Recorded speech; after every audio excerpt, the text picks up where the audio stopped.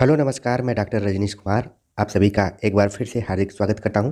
आज की video lecture में हम चर्चा करेंगे हिंदी का गद्य साहित्य डॉक्टर रामचंद्र तिवारी की पुस्तक के आधार पर खंड 2 के अंतर्गत निबंध साहित्य का विकास के अंतर्गत छायावाद युगीन हिंदी निबंध साहित्य। आमतौर पर जब हम छायावाद का नाम लेते हैं तो हमारे सामने मुख्य रूप से 4 कवि सामने आते हैं: जयशंकर प्रसाद, निराला, महादेवी वर्मा और पंत। तो छायावाद को हम एक तरीके से केवल काव्य के रूप में ही ज़्यादा महत्व देते हैं, लेकिन यहाँ पर हम चर्चा करेंगे कि छायावाद के समय हिंदी निबंध साहित्य भी लिखे जा रहे थे और आधुनिक काल में एक मुख्य रूप से ट्रेंड्स उभर कर सामने आता है कि हर कालखंड के अंतर्गत एक से अधिक विधाओं में लेखक अपनी रचनाएं करते हैं। इसीलिए कई बार प्रतियोगी परीक्षार्थियों को याद करने में दिक्कत होने लगती है कि एक ही व्यक्ति निबंध लिख रहा है, एक ही व्यक्ति नाटक भी लिख रहा है, एक ही व्यक्ति कहानी भी लिख रहा है, एक ही व्यक्ति कविताएं भी लिख रहा है। तो हमको अलग अलग फोल्डर बनाकर अपने दिमाग में उस विशेष लेखक की रचनाओं को रखना पड़ता है, तो इसीलिए जटिलता धीरे धीरे बढ़ जाती है। तो इस लेक्चर में आप देखेंगे कि छायावाद केवल काव्य तक सीमित नहीं है, बल्कि उस समय निबंध विधा भी विकसित हो रही थी। उस विधा में बहुत सारे लेखक लिख रहे थे। देखते हैं कि छायावाद युगीन हिंदी निबंध कैसा था। छायावाद युग में जीवन के प्रति भावात्मक दृष्टिकोण की प्रधानता के कारण निबंध लेखकों में भी भावुकता की प्रवृत्ति प्रधान रूप से कार्य करती हुई लक्षित होती है, किंतु कई प्रतिभा संपन्न रचनाकारों ने इस प्रवृत्ति का अतिक्रमण भी किया है। पहले ही सेंटेंस में यहाँ पर आप देख रहे हैं, पहले ही पैरा में कि बताया गया है कि जो छायावाद काव्य की प्रमुख विशेषता रही है भावात्मकता, उसका प्रभाव आपको निबंध में भी दिखाई पड़ता है, क्योंकि जैसा कि मैंने बताया कि उस समय की कवि भी जो थे वो निबंध भी लिख रहे थे और तमाम विधाओं में भी काम कर रहे थे, साथ में कविताएं भी लिख रहे थे। तो एक दूसरे विधा के ऊपर थोड़ा प्रभाव पड़ रहा था काव्य का। लेकिन आगे चलकर कुछ ऐसे रचनाकार आए जो कि इस भावात्मकता से ऊपर उठकर कुछ अच्छे निबंध लिखे। देखते हैं कि इस युग के प्रमुख निबंधकार कौन हैं। जब आप डॉक्टर रामचंद्र तिवारी की पुस्तक पढ़ेंगे तो वहाँ पर राइटर्स का जो क्रम दिया गया है वो थोड़ा सा क्रम के अनुसार नहीं है। हमने कोशिश की है कि क्रम के अनुसार दिया जाए ताकि आपको परीक्षा में अगर क्रमानुसार वाला प्रश्न आए तो कोई दिक्कत ना हो। इस युग के निबंध लेखकों में बाबू गुलाब राय, माखनलाल चतुर्वेदी, श्री जयशंकर प्रसाद, चतुर्सेन शास्त्री, राय कृष्णदास, वियोगी हरि, राहुल साकृत्यायन, सूर्यकांत त्रिपाठी निराला, नंदुलारे वाजपेयी, शांतिप्रिय द्विवेदी, कन्हैयालाल मिश्र प्रभाकर, महादेवी वर्मा, रघुवीर सिंह आदि प्रमुख रूप से निबंध लिख रहे थे। बाबू गुलाब राय पर चर्चा करें तो बाबू गुलाब राय ने द्विवेदी युग से ही लिखना आरंभ कर दिया था, किंतु छायावाद युग की सौंदर्य दृष्टि से भी उन्होंने प्रभाव ग्रहण किया और गंभीर मनोवैज्ञानिक निबंधों के साथ आत्मपरक शैली में हास्य गर्भित निबंधों की भी रचना की। तो आप देख रहे हैं कि बाबू गुलाब राय के निबंधों की कुछ विशेषताओं को यहाँ पर बताया गया है कि इन्होंने निबंध लिखते समय शुरुआत तो द्विवेदी युग से कर दी थी, लेकिन छायावाद में भी ये लिखते रहे, इसके आगे भी लिखते रहे, क्योंकि आप देखेंगे जो कालखंड है आधुनिक काल में वो किसी वर्ष का 50 साल है, किसी कालखंड का 50 साल है, फिर 20 साल है, फिर 18 साल है, फिर 5 साल है, फिर ऐसे ही धीरे धीरे कम होता गया है। तो व्यक्ति क्या है कि एक लंबी उम्र तक रहता है तो तमाम कालखंडों में उसका लेखन चलता रहता है। उसी तरीके से बाबू गुलाब राय भी हैं जिन्होंने कि द्विवेदी युग में लिखना शुरू किया, लेकिन छायावाद में भी लिख रहे थे। तो उनके निबंध लेखन पर सौंदर्य दृष्टि का प्रभाव पड़ा। फिर भी इन्होंने गंभीर मनोवैज्ञानिक निबंध लिखने की कोशिश की, आत्मपरक शैली को अपनाया और हास्य गर्भित निबंध। तो ये कुछ खास उनकी विशेषताएं हैं निबंध लेखन की, तो उसको ध्यान में रखना है। आगे चर्चा करते हैं इनके निबंधों पर, जो कि परीक्षा में खूब पूछे जाते रहे हैं। जितनी भी प्रवक्ता संबंधी परीक्षाएं हैं या फिर नेट है, असिस्टेंट प्रोफेसर की एग्ज़ाम है, उसमें बाबू गुलाब राय के निबंधों से खूब सवाल पूछे जाते हैं। जिसमें है ठलुआ क्लब, फिर निराशा क्यों, मेरी असफलताएं, कुछ उथले कुछ गहरे आदि कई निबंध संग्रह प्रकाशित हैं। ये सब बाबू गुलाब राय के निबंध हैं और जितने भी निबंधों का यहाँ पर नाम लिया गया है सब परीक्षाओं में पूछे जा चुके हैं। ध्यान रखिए कि मेरी असफलताएं, ये जब आप जीवनी, आत्मकथा एवं अन्य गद्य विधाओं वाला पोर्शन पढ़ेंगे तो कई लेखकों ने इसमें अपनी एक तरीके से आत्मकथा के लिए शीर्षक बनाया है। लेकिन यहाँ पर आप देख रहे हैं कि बाबू गुलाब राय ने निबंध लिखा है, तो इन्हीं सारी चीज़ों को ध्यान में रखना है। ये रचना कई बार पूछी जा चुकी है। मेरी असफलताएं किसका निबंध है, ठलुआ क्लब किसका निबंध है, फिर निराशा क्यों, कुछ उथले कुछ गहरे। आप देख रहे हैं कि ये इस शीर्षक में कुछ अंतर्विरोध आपको दिखाई दे रहा है, कुछ उथले कुछ गहरे। तो इस तरीके के अंतर्विरोधात्मक टाइप के जो शीर्षक होते हैं वो खूब परीक्षाओं में पूछे जाते हैं। तो उम्मीद है कि आपको बाबू गुलाब राय के सभी निबंध याद हो गए होंगे, और क्योंकि ये परीक्षा में पूछे ही जाते हैं तो आप इसको एकदम से अपने दिमाग में बैठा लीजिए। अगले निबंधकार पर बात करें तो चतुरसेन शास्त्री के निबंध गद्य गीत की सीमा का स्पर्श करते हैं। ठीक है, तो क्योंकि उस समय का जो कालखंड है, उस समय कविता भी खूब लिखी जा रही थी, तो जो भी गद्य लिखे जा रहे थे उस पर कविता का थोड़ा थोड़ा प्रभाव दिखाई पड़ रहा था। वैसे ही चतुरसेन शास्त्री जब निबंध लिखते थे तो थोड़ा उनकी जो भाषा शैली हुआ करती थी उसमें गीतात्मकता का प्रभाव दिखाई पड़ता है। अगर इनके निबंधों की बात करें तो अंतस्थल 1921 में प्रकाशित हुआ, तरलाग्नि, मरी खाल की हाय आपके प्रसिद्ध निबंध संग्रह है। तो देख रहे हैं कि 3 मुख्य रूप से निबंधों की बात की गई।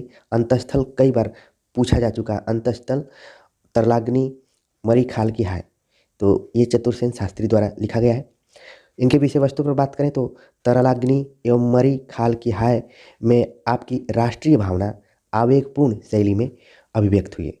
तो राष्ट्रीय भावना, क्योंकि जो छायावाद का समय रहा है वो स्वाधीनता आंदोलन का समय रहा है, तो उसका भी प्रभाव रचनाओं पर दिखाई पड़ता है। तो राष्ट्रीय भावना का आवेगपूर्ण शैली में इन निबंधों में प्रभाव दिखाई पड़ता है।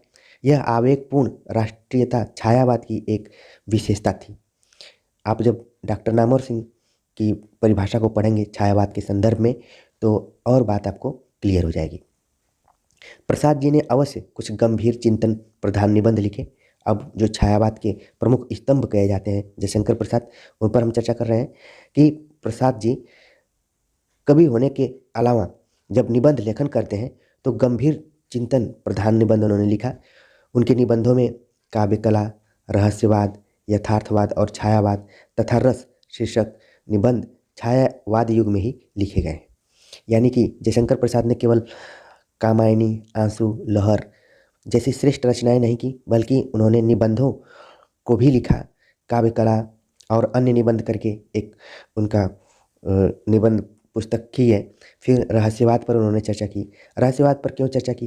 क्योंकि जो उनका समय था उस समय चर्चा हो रही थी कि स्वच्छंदतावाद क्या है, रहस्यवाद क्या है, प्रतीकवाद क्या है, छायावाद क्या है। ठीक है, बाद में आया कि यथार्थवाद क्या है। तो इन बहसों को ध्यान में रखते हुए उस समय की छायावाद युगीन कवियों को लगा कि हमें निबंध के क्षेत्र में भी कुछ काम करना चाहिए। ठीक है, तो उसी चीज़ को ध्यान में रखकर जयशंकर प्रसाद ने कुछ निबंध लिखे। आगे बात करते हैं।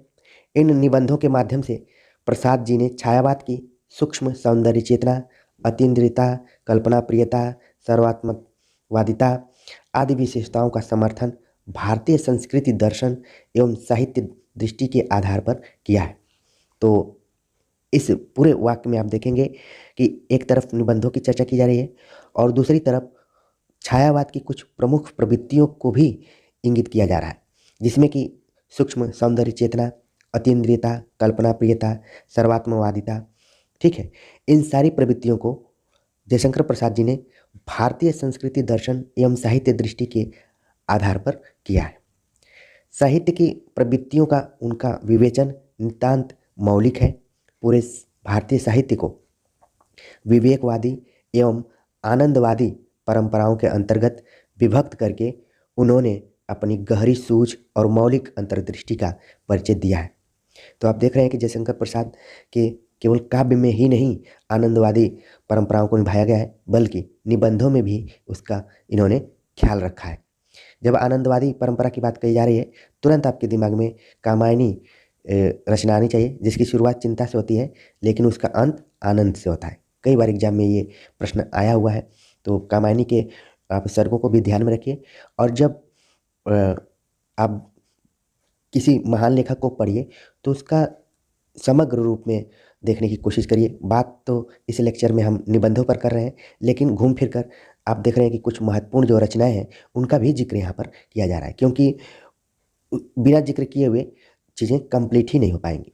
तो जब आनंदवादी परंपरा की बात की जा रही है तो उस समय थोड़ा सा कामायनी को भी आप ध्यान में रखेंगे। बाकी निबंध जो भी जयशंकर प्रसाद द्वारा लिखे गए हैं उनको ध्यान में रखिए, परीक्षाओं में खूब पूछे जाते हैं, इनकी परिभाषा भी पूछ ली जाती है। ठीक है, छायावाद के संदर्भ में बहुत खास इनकी परिभाषा है। जब आप कथन संबंधी वीडियो देखेंगे तो एक परिभाषा जयशंकर प्रसाद की भी उसमें आपको मिल जाएगी। जयशंकर प्रसाद के बाद हम अगले लेखक के बारे में चर्चा करते हैं, सूर्यकांत त्रिपाठी निराला। निराला जी ने साहित्य और भाषा की समस्याओं के अतिरिक्त सामाजिक एवं राजनीतिक विषयों पर भी निबंध लिखे। आप देख रहे हैं कि सूर्यकांत त्रिपाठी निराला के निबंधों के विषय वस्तु के बारे में यहाँ पर बताया जा रहा है कि इन्होंने साहित्य और भाषा की समस्या के अलावा तत्कालीन सामाजिक एवं राजनीतिक विषयों पर भी निबंध लिखे। प्रबंध प्रतिमा ये निराला जी की रचना है जो कि निबंध विधा में है। उनके बहुमुखी व्यक्तित्व का प्रतिनिधित्व करने वाला निबंध संग्रह है। अब रचनावली 5 और 6 दो खंडों में निराला के समस्त निबंध साहित्य का प्रकाशन हो चुका है। तो ये एक तरीके से फैक्चुअल आपको जानकारी मिल रही है। निराला की साहित्य साधना रामविलास शर्मा ने कुल 3 खंडों में लिखा, लेकिन आजकल एक ट्रेंड चला हुआ कि जितने भी हिंदी साहित्य के कालजयी रचनाकार हुए हैं सबके ऊपर किसी न किसी द्वारा रचनावलियों का संपादन किया गया है। उसमें कई खंड हैं। तो यहाँ पर बताया जा रहा है कि सूर्यकांत त्रिपाठी निराला के निबंधों का संकलन रचनावली के 5वें खंड और 6ठे खंड में हुआ है। आपको अगर सूर्यकांत त्रिपाठी निराला के निबंधों के ऊपर रिसर्च करना है तो इन दोनों खंडों को खरीद कर निबंधों को बढ़िया से पढ़िए और फिर उस पर आप एक अच्छा सा टॉपिक बना सकते हैं। तो ध्यान में रखिए कि किस खंड में निबंध उनके संकलित हैं या फिर प्रकाशित हैं। अगर उनके पूरे निबंध साहित्य को देखकर सहज ही अनुमान लगाया जाए तो लगाया जा सकता है कि उनकी दृष्टि कितनी व्यापक और विचार शक्ति कितनी सूक्ष्म एवं प्रखर थी। उनकी स्वच्छंद चेतना क्रमशः जीवन के व्यापक एवं खुरदरे यथार्थ को स्वीकारती हुई आगे बढ़ी है। अब यहाँ पर बात की जा रही है कि उनकी स्वच्छंद चेतना। सूर्यकांत त्रिपाठी निराला ने ही सबसे पहले आवाज़ उठाया कि जिस तरह से मनुष्य स्वतंत्र है उसी तरह से कविता को भी स्वतंत्र रखना चाहिए, उसको छंदों से मुक्त रखना चाहिए। तो आप यहाँ पर देख रहे हैं कि जयशंकर प्रसाद पर जब हम बात कर रहे थे तो उस समय आनंदवादी परंपरा की बात हो रही थी, और जब सूर्यकांत त्रिपाठी निराला पर बात कर रहे हैं तो यहाँ पर स्वच्छंद चेतना की बात हो रही है। तो ये क्या है, लेखकों की जो प्रकृति है, जो उनका स्वभाव है, उन्हीं के अनुसार यहाँ पर वाक्य गढ़े जा रहे हैं। तो निराला की चर्चा मैंने कर लिया। उनके निबंध संग्रह प्रबंध प्रतिमा को आप ध्यान में रखिए।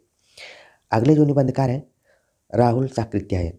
राहुल साकृत्यायन ने भाषा और साहित्य के संबंध में सुलझे हुए प्रगतिशील विचार अपने निबंधों में व्यक्त किए हैं। उनके निबंध अधिकतर यात्रा विवरण के रूप में प्रस्तुत हुए हैं। आप जानते हैं कि राहुल साकृत्यायन यात्रा साहित्य के अंतर्गत लिखने वाले प्रमुख रचनाकारों में से एक हैं। उनको अथातः घुमक्कड़ प्रवृत्ति के नाम से भी जाना जाता है। ठीक है, वो कई देशों की यात्रा कर चुके थे। तो जितने भी निबंध लिखे हैं एक तरीके से वो यात्रा विवरण के रूप में ही प्रस्तुत हुए हैं। इसके अलावा बौद्ध दर्शन एवं मार्क्सवाद से प्रभावित होते हुए भी आपका व्यक्तित्व तो बहुत कुछ स्वच्छंद रहा है। रूढ़ियों का परित्याग और स्वच्छंद जीवन दर्शन की स्वीकृति छायावाद की केंद्रीय विशेषता रही है।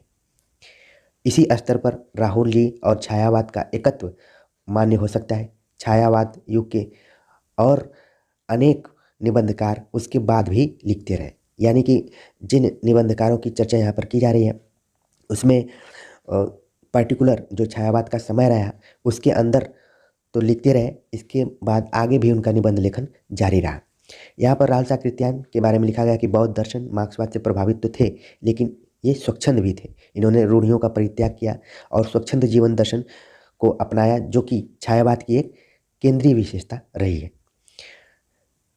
आगे बात करते हैं निबंधकारों पर कि छायावादी योगीन निबंधकार आगे भी लिखते रहे। इसमें अगर महादेवी वर्मा की चर्चा न की जाए तो फिर ये लेक्चर अधूरा रहेगा।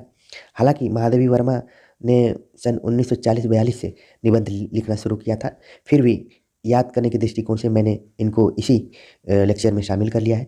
महादेवी वर्मा अलंकृत, भावमय, विचारपूर्ण एवं प्रांजल गद्य रचना में अद्वितीय हैं। निबंधों में महादेवी के विचार के क्षण मूर्त हुए हैं। उनके निबंध मूलतः विचार प्रधान हैं, किंतु उनमें अनुभूत्यात्मक संवेदनशीलता भी कम नहीं है। तो आपने देखा कि महादेवी वर्मा की निबंधों की जो शैली है उस पर यहाँ पर चर्चा की जा रही है। अलंकृत, भावमय, विचारपूर्ण, प्रांजल गद्य में लिखी गई हैं और निबंधों में महादेवी के विचार के क्षण मूर्त हुए हैं। और मुख्य तौर पर देखा जाए तो इनका जो निबंध है वो विचार प्रधान है। कई जगह भाव प्रधान लेखकों की विशेषता रहती है, कई जगह आत्मा अभिव्यक्ति वाला या फिर आत्मव्यंजक परक निबंध लिखते हैं। खासतौर से आप भारतेंदु युग में कई लेखकों के बारे में सुने होंगे, लेकिन यहाँ पर महादेवी वर्मा के बारे में बताया जा रहा है कि वे विचार प्रधान निबंधों को ज़्यादा लिखी हैं। और यहाँ पर एक चीज़ और बताई जा रही है कि विचार प्रधान के अलावा उन्होंने अनुभूति परक और संवेदनशील निबंध लिखने में भी पीछे नहीं रही हैं। खासतौर से आप उनकी श्रृंखला की कड़ियाँ, अतीत के चलचित्र, स्मृति की रेखाएं, इनमें देखेंगे तो उन्होंने तमाम जो भी दलित वर्ग की महिलाएं हैं या फिर महिलाएं हैं उनको आधार बनाकर लिखा है। तो वो सब भी क्या है, निबंध के अंतर्गत ही आता है। भले विधा अलग हो लेकिन उसमें कोई ना कोई विचार अभिव्यक्त किया गया है। और इसके संदर्भ में महादेवी वर्मा ने खुद स्वीकार किया है। स्वयं महादेवी के शब्दों में कहा जाए तो निबंधों में उनके विचार भाव की सीमा रेखा पर स्थित है। ये काफ़ी इंपॉर्टेंट चीज़ है कि महादेवी वर्मा ने स्वीकार किया है कि उनके निबंधों में उनके विचार भाव की सीमा रेखा पर स्थित है, यानी कि विचार और भाव ये ज़्यादा दूर नहीं है बल्कि एक दूसरे से सटे हुए हैं।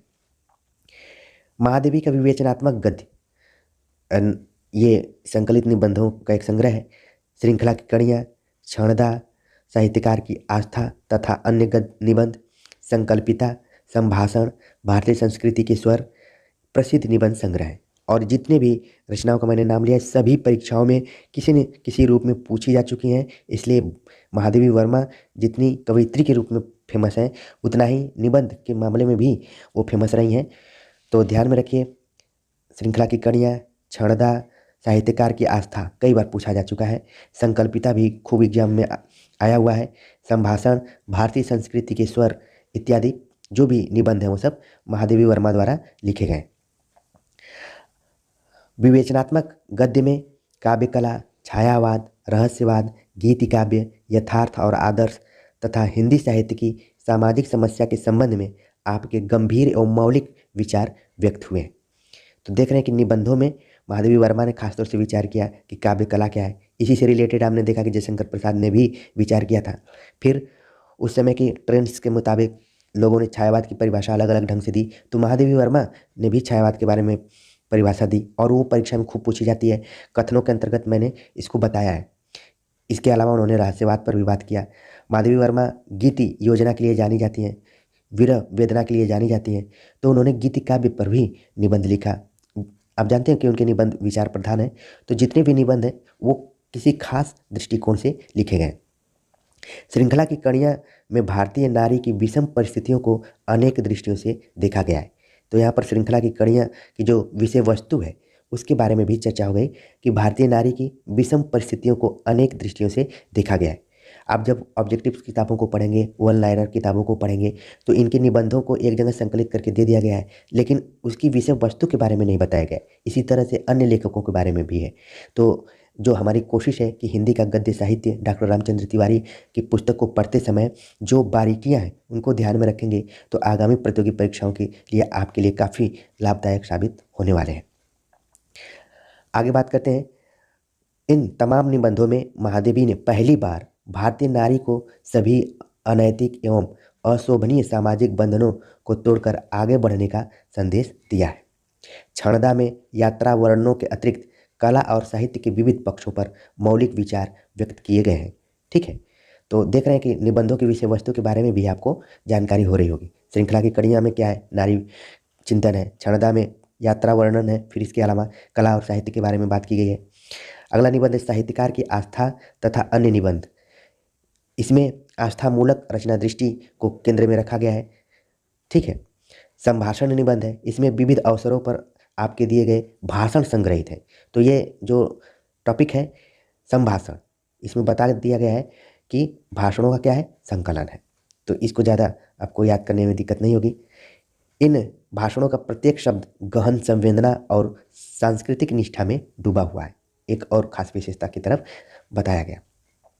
अगर अगले निबंध पर बात करें तो भारतीय संस्कृति की स्वर में महादेवी ने भारतीय संस्कृति की मूलभूत विशेषताओं को ध्यान में रखा है और मौलिक दृष्टि से उसको रेखांकित किया है। अगर बात करें संकल्पिता नामक निबंध में उन्होंने साहित्य, संस्कृति, राष्ट्र, समाज आदि के संबंध में गंभीर चिंतन किया है। वस्तुतः महादेवी ने अपने निबंधों के माध्यम से हिंदी गद्य को एक अभिनव गरिमा से मंडित किया है। उनके निबंध अपनी निजता में अप्रतिम है।